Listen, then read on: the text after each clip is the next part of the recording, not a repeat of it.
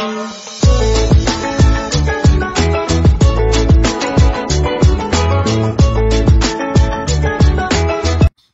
The lord.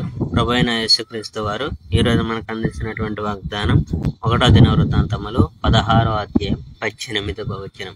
1000 తరముల వరకు ఆ మాట నిలిచిచున్నదని ఆయన సెలవిచ్చాను. దావీదు కృతజ్ఞత స్తోత్ర గీతం. యెహోవాను స్తుతించండి, ఆయన నామమును ప్రకటించండి.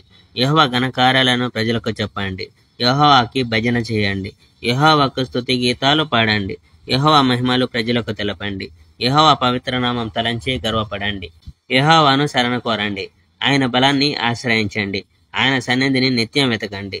యెహోవా చేసిన అద్భుత కార్యాలను జ్ఞాపకం చేసుకోండి.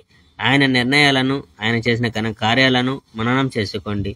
యెహోవా సేవకులకు ఇశ్రాయేలు బిడ్డలారా, యాకోబు సంతతి వారులారా, మీరు యెహోవా ఎన్నుకున్న ప్రజలు. యెహోవాయే మన దేవుడు. ఆయన శక్తి ప్రతి స్థలములో వ్యాపించి ఉన్నది. తన ఒడంబడికను ఆయన జ్ఞాపకం ఉంచుకుంటాడు. ఆయన మాట 1000 తరాల పంట. అది అబ్రహాముతో యెహోవా చేసుకున్న ఒడంబడిక.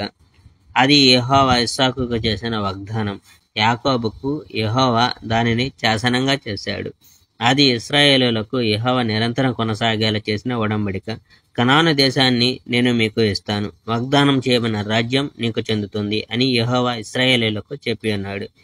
దేవుని ప్రజలు అప్పుడు కొద్దిమంది మాత్రమే వారు ఆ రాజ్యంలో పరాయేవారు. వారు ఒక దేశం నుండి మరో దేశానికి వెళ్ళారు.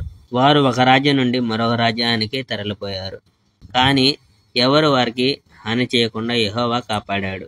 యెహోవా తన ప్రజలను ప్రేమించిన కారణంగా రాజులనే ఆయన మందలించాడు. నేను ఎన్నుకున్న నా ప్రజలకు కీడు చేయవద్దు, నా ప్రవక్తలకు హాని కలుగ చేయవద్దు అని యెహోవా రాజులకు చెప్పి ఉన్నాడు. భూమిపై గల సర్వజనులారా, యెహోవాను భజించండి. యెహోవా మనల్ని కాపాడుతున్న సువార్తను ప్రతినిత్యం చాటండి. Praise the Lord. May God bless our India.